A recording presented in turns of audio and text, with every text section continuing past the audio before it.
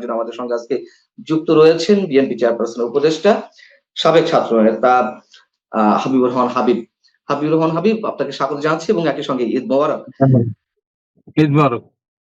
আমরা আলোচনায় যাব তার আগে একটি গুঞ্জন বেশ কয়েকদিন ধরে শোনা যাচ্ছে, কোনো কোনো গণমাধ্যমেও খবর এসেছে প্রধান উপদেষ্টা 9 জুন তিনি লন্ডন সফরে যাচ্ছেন তার পার্সোনাল কাজে, এবং সেখানে আপনার দল অর্থাৎ বিএনপি শীর্ষ নেতা তারেক রহমানের সঙ্গে বৈঠক হওয়ার সম্ভাবনা রয়েছে, এমন একটি খবর আমরা জানতে পেরেছি। আসলে কি সে ধরনের কোনো বৈঠক হওয়ার সম্ভাবনা রয়েছে? আপনাকে ধন্যবাদ। আপনার অত্যন্ত জনপ্রিয় অনুষ্ঠান, বিভিন্ন দেশ থেকে যারা দেখছেন তাদেরকে সশ্রদ্ধ সালাম। উনি যদি ডেট না দিতেন যে এপ্রিল বা এখনো নির্দিষ্ট না বলতেন, তাহলে হয়তো তারেক রহমানের সময় ওনার বৈঠক হতে পারতো। এখন তো উনি নিজে মনেই করবেন যে তারেক রহমানের সাথে কথা বলতে গেলে তারেক রহমান যদি বলে বসেন যে ডিসেম্বরের ভিতরে নির্বাচন দিতে হবে, তাহলে তখন উনি কি উত্তর দেবেন? সেই কারণে এই যে গুঞ্জন যেটা আছে দেখা নাও হতে পারে, আমিও সেটা মনে করি এটা নাও হতে পারে।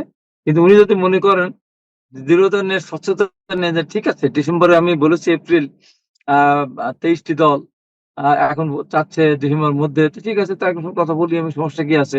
আর ডিসেম্বর করলে ওনার সমস্যা ঠিক, এপ্রিলে করলে ওনার কি এত লাভ? ডিসেম্বর করলে কি ক্ষতি? এপ্রিলে করলে ক্ষতি হলো দেশের ক্ষতি। এখনো পর্যন্ত যে অবস্থা, আপনারা তো সাথে সাথে বৈঠকে বসলেন এবং তারেক রহমানও সেই বৈঠকে ভার্চুয়ালি জয়েন করেছিলেন এবং আপনারা এটা প্রত্যাখ্যান করেছেন। আপনারা বলেছেন যে ডিসেম্বরের মধ্যে নির্বাচনটি হওয়া উচিত, যেমনটি আপনি নিজেও এখন বলছেন।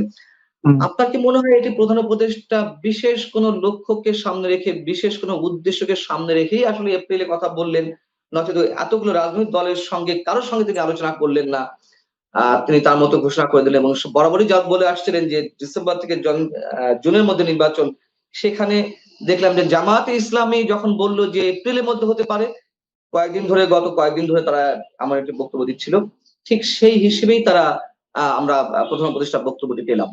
আপনার কি এমনটি মনে হয়? হ্যাঁ, আমার কাছে এমনটি মনে হয়। আরো মনে হয় যে উনি নিজেই এই জিনিসগুলো জটিল করছে। উনি এই যে জাপানি কথাটা বলা মোটেই উচিত হয়নি। বিএনপির আমরা খুব আঘাতপ্রাপ্ত হয়েছি। একটি দল আমাদেরকে উদ্দেশ্য করে উনি বলেছিলেন। তারপর এখন জামাত যেহেতু চাচ্ছে, জামাত আবার মাঝখানে স্থানীয় সরকার নির্বাচনও চায়, তারপর তারা এপ্রিলের কথা যদি বলেছে, তাহলে আমাদের কথা কেউ উনি প্রাধান্য দিচ্ছেন আমার কাছে মনে হচ্ছে আর কি। যে বিএনপি যেহেতু বলেছে ডিসেম্বর, সেই কারণে উনি বিএনপির কথা যেন বাস্তবায়িত না হয় এরকম টেন্ডেন্সি ওনার মধ্যে আছে বলে আমার কাছে মনে হচ্ছে। তাতে আমার মনে হয় উনি বিএনপিকে শত্রু কেন ভাবেন আমি জানি না, কিন্তু ওনার তো ভাবা উচিত বিএনপি তো ওনার শত্রু না। আমাদের নেতা জনাব তারেক রহমান বারবার বলেছেন কিন্তু। বিএনপিকে আসলে শত্রু মনে করছে নাকি তাদের আসলে ভিন্ন কোনো উদ্দেশ্য রয়েছে? এবং এর আগে আমার সঙ্গে একটি আলোচনা আপনি বলছিলেন যে বিদেশ থেকে যারা ওহী নাজিল করে তাদের অনুযায়ী প্রধান উপদেষ্টা চলছেন এবং সেইগুলোই ইম্পোজ করার একটা চেষ্টা আমরা সবসময় দেখছি। এই যে ওহীগুলো নাজিল হচ্ছে, সেই ওহী নাজিলের ভিত্তিতেই কি উনি এপ্রিলের নির্বাচনের ডেটটি ঘোষণা করলেন? এপ্রিলের নির্বাচন ডেট ঘোষণা করেন, নির্বাচনটা হবে না এবছর, ওই বছর হবে না। উনি সেই দিকে এগোতে চান বলে আমি মনে করি। কারণ ওনার সাথে যারা আছেন এবং ওনার সাথে এই উপদেষ্টা পরে যারা আছেন তাদের এই দেশে কোনো রকমের আন্দোলন সংগ্রামের কোনো অবদান নাই। দেশে তো কোনো অবদান নেই। ওনারা বিদেশে থেকেছে, নিজেদের সুখ শান্তি সুন্দর লাইফ ওনারা বিদেশে বসে যাপন করছেন। ওনারা হঠাৎ করে এসে ওনার দয়ায় বা ওনার অনুগ্রহে ওই সমস্ত লোকগুলো এসে এখানে উপদেষ্টা হয়েছে, তাদের কোনো দায় দায়িত্ব বলে কোনো জিনিস নেই। আন্দোলন যদি একটু জোরদার হয়, যদি বোঝে যে সরকারকে নির্বাচন দিতে হবে বা নির্বাচন না দিলে আওয়ামী লীগের মতো পরিণতি হতে পারে, তখন দেখা যাবে তার আগে, যেমন শেখ ফ্যামিলি পুরাপুরি কিন্তু আগে চলে গেছে, প্রধানমন্ত্রী গেছে তো পরে, কিন্তু তার আত্মীয়স্বজন দেখেন না, একজন আছে নাকি ধরা পড়ছে, একজন, সব চলে গেছে। তার আরো পাশাপাশি আরো অনেক লোক কিন্তু আন্দাজকে মুখে যতই বলেছে যে ক্ষমতা ছাড়বো না, ক্ষমতা আমরা পালাবো না, কিন্তু তার লোকজন কিন্তু পালিয়ে গেছে অনেকেই। তো এরা তো আরো আগে পালাবে। এরা পরিস্থিতি আরো সৃষ্টি হলে থাকে না, তো দীর্ঘদিন নাই, সীমারেখা নাই, যেটা 27 সাল পর্যন্ত থাকতে পারে, 28 সাল পর্যন্ত থাকতে পারে, তা তো না। যে কোনো মুহূর্তে ইন্টারিম গভর্নমেন্ট মানে যে কোনো মুহূর্তে তাদের একটা নির্বাচন দিয়ে চলে যাওয়ার কথা। নির্বাচনটাই যে তারা না দেয়, তারা যে অনেক কিছু তারা এখানে সংস্কার করতে নিয়ে এসেছেন যেগুলো প্রয়োজন নাই, যেমন মুক্তিযুদ্ধ কি হবে না হবে, মুক্তিযুদ্ধের সংখ্যা পরিবর্তন করা, এটা সমস্ত আননেসেসারি, কোনো দরকার ছিল না এগুলো। ওনারা অ্যাডভাইস করতে পারতেন যে আমরা যে কদিন আগে ভুয়া মুক্তিযোদ্ধার তালিকাটা একটা নির্মমভাবে তৈরি করি, যারা ভুয়া মুক্তিযোদ্ধা তাদেরকে বাদ দিয়ে সেটা করতে পারতেন। না করতে গিয়ে ওনারা একদম ওই শাসন কাল বা স্বাধীনতা যুদ্ধকে বিতর্কিত করে ফেরার চেষ্টা করেছেন। এরকম ভাবে বিভিন্ন দিকে ওনারা যাচ্ছেন, যেগুলি যে সংস্কারগুলি করতে চায় সেই সংস্কারগুলি কোনোভাবে গ্রহণযোগ্য না, নিজেই সৃষ্টি করেন। যেন আজকে যতগুলো সমস্যার সৃষ্টি হয়েছে সবগুলো কিন্তু নিজে করেছেন। উনি প্রথমেই ধরেন আপনার বলে আমি ছাত্রদের দ্বারা অ্যাপয়েন্টেড, এটা লজ্জাস্কর ব্যাপার। ছাত্রদের দ্বারা উনি অ্যাপয়েন্টেড, এত লোক আন্দোলন করলো, জীবন দিল, মানুষ সংগ্রাম করলো, রাজনৈতিক দলগুলি রাস্তায় থাকলো, উনি কারোর কথা স্বীকার করলেন না, উনি ছাত্রদের অ্যাপয়েন্ট। আচ্ছা ঠিক আছে, ভালো কথা। উনি আবার ধরেন বিল ক্লিন্টনের সামনে বলেন এরা দুজন মাস্টার মাইন্ড। এখানে আন্দোলনকারী যারা আমরা ছিলাম তাদের আমাদের বুকের উপর উনি পদাঘাত করলেন। আবার উনি ছাত্ররা রাজনৈতিক দল করবেন না, ওনাদের জোর করে ছাত্রদের দিয়ে দল করালেন। দল করানোর পর এই যে ছাত্ররা নাস্তা নাবুদ হয়ে যাচ্ছে, এরা না আসে কেন, এরা ক্ষমতায় দাপট দেখাচ্ছে, কিন্তু কয়েকদিন পর যখন নির্বাচন হবে তখন এদের অবস্থানটা কি হবে বলেন তো? এরা কোথায় গিয়ে দাঁড়াবে? এই যে ছেলেগুলো বিবাদে ফেললো, এরা তো হিরো হয়ে থাকতে পারতো, এরা তো এই দেশের মানুষের কাছে হিরো হয়ে থাকতো যদি এরা ওই অবস্থায় থাকতো যে ঠিক আছে আমরা লেখাপড়া শেষ করি, একটা পর্যায়ে দেশটাকে একটা রাইট ট্র্যাকে নিয়ে আসি, তারপরে আমরা রাজনীতি করি না করি পরে সিদ্ধান্ত নেবো। না, তা না, ইনি ছাত্রদের রাজনীতি করলেন, একটা দল করলেন। সেই দল কালকে কি বলেছে? কি বলেছে? তারা বলেছে এই নির্বাচন কমিশন ওদের নির্বাচনে যাবেন না। বলেন তো আপনি, যে নির্বাচন কমিশন নির্বাচনের তারিখই দিলেন না, সেই নির্বাচন কমিশনের অধীন নির্বাচন করবেন না। তাদের সবাই তারাই গুরুত্ব পাচ্ছে তো, তারা নিবন্ধিত এখন রেজিস্ট্রেশন হয়নি, এতে নির্বাচন কমিশন নিবন্ধিত হয়নি। তারা যা বলছে তাই হচ্ছে, তাই করছে। এবং ওনার কথা তো একটা, ওনার কনসিস্টেন্সি কথার সাথে আর কি। উনি বিদেশে গিয়ে গল্প করে বলে আসলেন যে আওয়ামী লীগকে নিষিদ্ধ করার আমার কোন রকম অভিপ্রায় নাই, বা আমি কোনো চিন্তা করি আওয়ামী লীগ হিসেবে আওয়ামী লীগ নিবে বললেন। এই ছেলেরা যখন দাবি করলো তখন সে দাবি কয়েকদিন কিছু লোক নিয়ে ওখানে ইয়ে জ্বালিয়ে ই করলো, অবস্থান নিয়ে যমুনার সামনে বা শাহবাগের সামনে আওয়ামী লীগ নিষিদ্ধ হয়ে গেল। আমরা চাইছি ঠিক আছে আওয়ামী লীগ নিষিদ্ধ হচ্ছে, এ ব্যাপারে আমার কোনো আপত্তি নেই। কিন্তু উনি বললেন মুখে এক কথা, ঠিক তেমনি ভাবে উনি বললেন নির্বাচনটা দিবেন, কিন্তু কালকে যখন নির্বাচনের ডেট বা শিডিউল ঘোষণা করবে তখন এনসিপি এবং জামাত যদি বলে যে না নির্বাচন হবে না, নির্বাচন করতে দেওয়া যাবে না, সমস্ত সংস্কার হতে হবে, সমস্ত বিচার হতে হবে, তারপর নির্বাচন, এবং এই নির্বাচন কমিশন পরিবর্তন করতে হবে, তারপর নির্বাচন। তার মানে কি, তখন উনি বলবেন যে ঠিক আছে, তারা এরা যখন চাচ্ছে না তখন নির্বাচন কমিশন পরিবর্তন করি। মানে মোট কথা হলো যে উনি নির্বাচনটা কোনোভাবেই যে না হয়, এটা আমার অভিপ্রায়। যে কোনো মূল্যে কোনো একটা ওসিলা দিয়ে নির্বাচনটা মানে বন্ধ করে অনন্তকাল থাকার ওনার একটা অভিপ্রায় আছে। তা নাহলে এই সমস্ত কথাগুলো উনি কেন বলবেন বলেন? এই সমস্ত কথাগুলো কোনো দরকার নেই তো। তারপরে উনি যে কয়টা মানে অন্যায় করেছেন, মহা অন্যায়, কোনো সরকার প্রধান এই পর্যন্ত কিন্তু করেন। জেনারেল এরশাদ একজন সামরিক সরকার ছিল, অবৈধভাবে ক্ষমতা দখল করেছিল, দুর্নীতি করেছেন, কিন্তু উনি উনি ব্যবসা প্রতিষ্ঠান খুলে বসেননি। হ্যাঁ, উনি ম্যান পাওয়ার ব্যবসা করার চিন্তা করেন নাই, উনি বিশ্বব্যাপী স্থাপন করার চেষ্টা করেন নাই, ওনার নিজস্ব কোনো আত্মীয় স্বজনের যে সমস্ত ব্যবসা প্রতিষ্ঠান তাদের ট্যাক্স মওকুফ করার চেষ্টা করেন নাই। কিন্তু উনি কি করলেন? গ্রামীণ ব্যাংকে আপনার ওনার যে বিয়ে প্রতিষ্ঠানগুলো তার ট্যাক্স উনি মওকুফ করলো কয়েকশো কোটি টাকা, তারপর ট্যাক্স কমিয়ে দিলেন।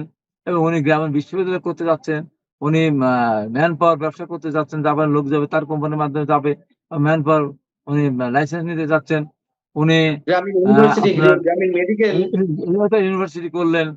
এই যে যে জিনিসগুলি, এটা একটা সরকার প্রধানকে এগুলো কাজ, এই ব্যবসা করা ওনার একটা কাজ। উনি প্রথম ওনার মামলা প্রত্যাহার করে নিলেন। আমাদের মামলা কিন্তু এখন সব প্রত্যাহার হয়নি, এবং উনার মামলা প্রত্যাহার করে ওনার ট্যাক্স মাফ করে নিলেন, ট্যাক্স দিলেন মাফ করে নিলেন কয়েকশো কোটি টাকা। কেন? তাহলে সব মানুষকে মাফ করে দিবেন উনি? এই জন্য ওনার কথার সাথে কাজের কোনো মিল নেই।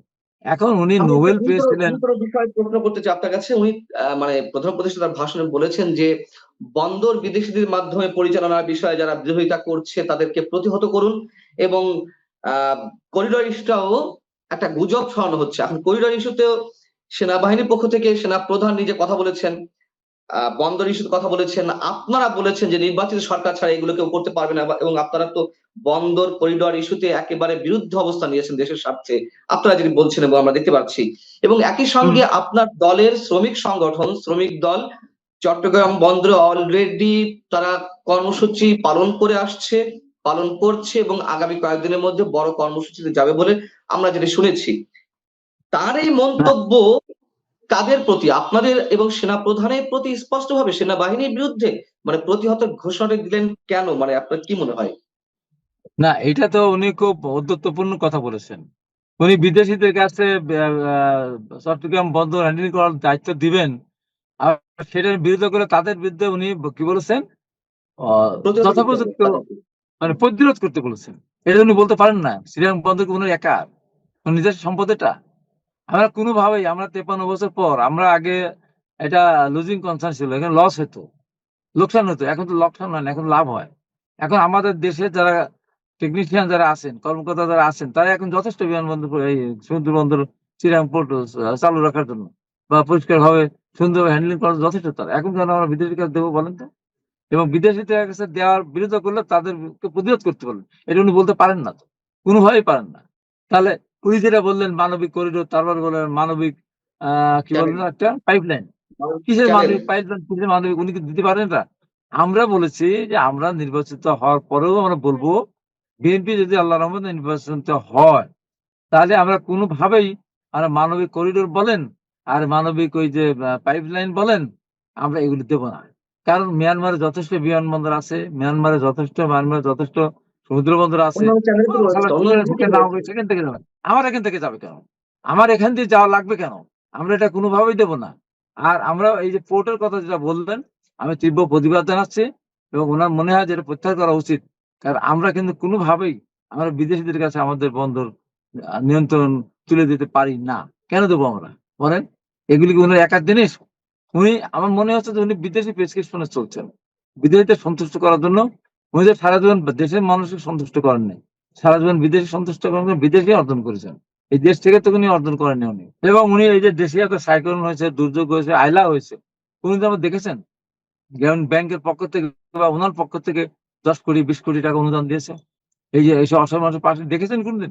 কোনদিন দেখেছেন? কোনদিন দেখেন নাই। এখন ওনাকে বানানো হয়েছে, ছাত্ররা ওনাকে বলেছে, আমরা সমর্থন করেছি, ঠিক আছে, এই মুহূর্তে বিশ্ব পরিস্থিতিতে উনি এখন একটা ইম্পর্টেন্ট একটা ব্যক্তি, তাহলে উনি আমাদের দেশে কাজে লাগবেন আমাদের জন্য। কিন্তু কাজ করতে যদি উল্টা কাজ হয়ে যায়, বন্ধ দিতে চান, করিডোর দিতে চান, নির্বাচন নিয়ে যদি আপনি এরকম করেন, একচোখা দৃষ্টি যদি ওনার থাকে, তাহলে স্বাভাবিকভাবেই তো আমরা ওনাকে সার্বিক সমর্থন আমরা দিয়েই যাচ্ছি। কিন্তু এরকম তো হতে থাকে, তো আমাদেরও তো একটা করে মনে হতে পারে আমরা সমর্থন দিয়েই যাব, আর উনি আমাদের বিরুদ্ধে যা যা করার দরকার, যারা যারা আমাদের বিরুদ্ধে, তাদেরকে নিয়েই উনি উৎসাহিত করবেন, তাদেরকে উনি উৎসাহ দান করবেন। তাহলে এটা আমাদের জন্য খুব কষ্টকর ব্যাপার। তো মানে আপনারা কোন পথে যাবেন? নির্বাচনের যে দাবি ডিসেম্বরের মধ্যে, সেটি তো আর সরকারের পক্ষ থেকে মানা হচ্ছে না, এবং জুনেও বা নির্বাচন বা এপ্রিলে নির্বাচন হয় কিনা তারও কোনো নিশ্চয়তা নেই। এই জায়গা থেকে আসলে বিএনপি কি করতে যাচ্ছে, বা আন্দোলনের আপনাদের রূপরেখাটা কি? না, আমাদের এখানে আমাদের স্থায়ী কমিটি বসবে এখন, ছুটি চলছে, ছুটি শেষ হোক। আমরা চাই যে সরকারের কাছে ওই পর্যায়ের জন্য আমাদের যেতে না হয়। তার তো এখানে সেটার পক্ষ না, এরশাদের মধ্যে সেটার ক্ষমতা নেই যে নির্বাচিত হয়ে আসছে আদৌ ছাড়বে কেন? আওয়ামী লীগ বিগত সরকারের মধ্যে তার তো এক ইচ্ছে, আমি আমি জোর করি হোক, যেভাবে একটা নির্বাচন করেছি 5 বছর ক্ষমতা থাকার জন্য, অতএব ছাড়বে। ওনার তো তা না, ওনার তো ডিসেম্বর দিতে সমস্যাটা কি ওনার? উনি 4 মাস পরে যখন দিতে পারেন, 4 মাস আগে দিতে সমস্যা কি? নির্বাচন কমিশন তখন রেডি, তখন ওনার দিতে সমস্যাটা কি? অতএব উনি মত পরিবর্তন করতে পারেন। আমরা চাই সেখানে আন্দোলন কোনো সংগ্রাম যেন করা গভীর না লাগে। ষড়যন্ত্র, কোনো গভীর ষড়যন্ত্র গন্ধ কি আপনারা পাচ্ছেন? যদিও বারবার না, ষড়যন্ত্র কথা ষড়যন্ত্র বলছেন। মানে এপ্রিলে নেওয়া অর্থ ষড়যন্ত্র। এনসিপি যখন বলে যে আমরা নির্বাচন, নির্বাচন কমিশন নির্বাচন করব না, সমস্ত সংস্কার করতে হবে, সমস্ত বিচার করতে হবে, এটা সম্ভব না তো। 10 মাস আপনি কি করেছেন বলেন? 10 মাস 10টা কাজ দেখান যে 10টা কাজ করেছেন, আমাকে আর 5 মাস সময় দেবে, 5টা কাজ বলেন, কোন কোন কাজটা করেছেন বলেন তো? আজ পর্যন্ত দুর্নীতিবাদীকে ধরতে পেরেছেন? এই যে ব্যাংকগুলি ধ্বংস করে দিয়েছে, লুট করে নিয়ে গেছে, ব্যাংক থেকে হাজার হাজার কোটি টাকা লোন নিয়েছে, এই যে কুড়িন, কি করেছেন বলেন তো? একটা ধরে নিয়ে আসতে পারছেন? একটা টাকা উদ্ধার করতে পেরেছেন? এই যে কোটি কোটি, হাজার হাজার কোটি না, লক্ষ কোটি কোটি টাকা নিয়ে গেছে বিদেশে, আপনি কি করতে পেরেছেন বলেন তো? আপনি কি আমরা শেষ করতে করবো পেরেছেন তারা? হাবিবুর রহমান। যদি তাই হয়ে থাকে, ষড়যন্ত্রের কোনো গন্ধ আপনারা খুঁজেই পান, বা সেরকম যদি কোনো ধরনের নেতিবাচক মানসিকতা তাদের মধ্যে আপনারা দেখেই থাকেন, তাহলে কি এই সরকারের অধীনে কোনো সুষ্ঠু নিরপেক্ষ নির্বাচন হবে? না, এই সরকারের অধীনে নিশ্চয় সুষ্ঠু নির্বাচন হবে। এই কারণে সরকার জানেন এখন তো কোন দল রাষ্ট্রের ক্ষমতায়, এমপি মন্ত্রী তো নাই। এমপি মন্ত্রী থাকা অবস্থায় নির্বাচন করতে গেলে পরে সে যে সরকারই করুক না কেন, সে 2 নম্বরই করবেই, সে ভোট চুরি করবেই, ভোট ডাকাতি করবেই। এবং এমপি মন্ত্রী থাকা অবস্থায় নির্বাচন করলে তারা সুবিধাজনক অবস্থা থাকতে পারে, কিন্তু তা নাই। অতএব এখানে জনগণ ভোট দিবে, এখানে ওই জনগণকে জনগণের ওই ভোটাধিকার কেড়ে নেওয়ার মতো এখানে ওই ধরনের কোনো শক্তি মাঠে নেই। জনগণ ভোট দিতে দিবে না, ভোট কেড়ে নেবো, নির্বাচনের ফলাফল ঘোষণা করতে দেবো না, এই ধরনের সুযোগ না। কারণ জনগণ তো সোচ্চার, জনগণ কোনোভাবেই দলীয় সরকার যেহেতু ক্ষমতা ওনারা না, ওনাদের নিজস্ব শক্তি নাই। ওনারা যাদের ওপর ভরসা করছে তাদের শক্তি খুব একটা বেশি নাই তো। এনসিপি তো এইভাবে সংগঠিত এখনো হয়নি। আর জামাত স্বাধীনতা বিরোধী শক্তি।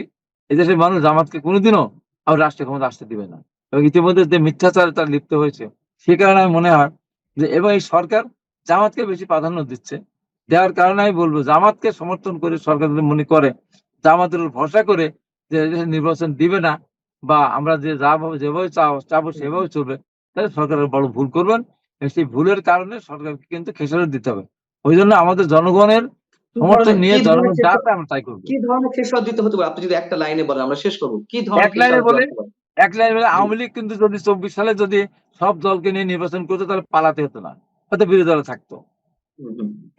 নির্বাচন না দেওয়ার কারণে কিন্তু এটা হয়েছে, অন্য অবসর দুঃসান্ত ছিল। এখন কিন্তু দেশ খুব ভালো চলছে না, নানা সংকট চলছে, জিডিপি কমে যাচ্ছে, দেশে কোনো ইনভেস্টমেন্ট আসতেছে না। এই নির্বাচন না দিয়ে যদি তারা ষড়যন্ত্র করতে থাকে, এমনও হতে পারে তারা ওই সেফ এক্সিট যেটা বলে আর কি, সুন্দরভাবে কিন্তু সেই বিজয় তারা নাও নিতে পারে, নাও নেওয়ার সুযোগ তাদের হতে পারে, আন্দোলনের মধ্যে দিয়ে তাদের বিদায় হয়ে যেতে পারে। একটা আন্দোলন শুরু হলে তাদের দলে তাদের এই ভোটের পরে অর্ধেক থাকবে না, অর্ধেকের বেশি তার দেশ অনেক ছেড়ে চলে যাবে, তখন অনেক অনেক এটা ধন্যবাদ কি করবে? জনাব হাবিবুর এটা রহমান, আমার অনেক ধন্যবাদ আপনাকে আমাদের সঙ্গে যুক্ত থাকার জন্য। মোটামুটি আপনি অনেক কিছু স্পষ্ট করে দিয়েছেন আজকের আলোচনায়। ভালো থাকুন আপনি, দর্শক আপনারা ভালো থাকুন। আল্লাহ হাফেজ।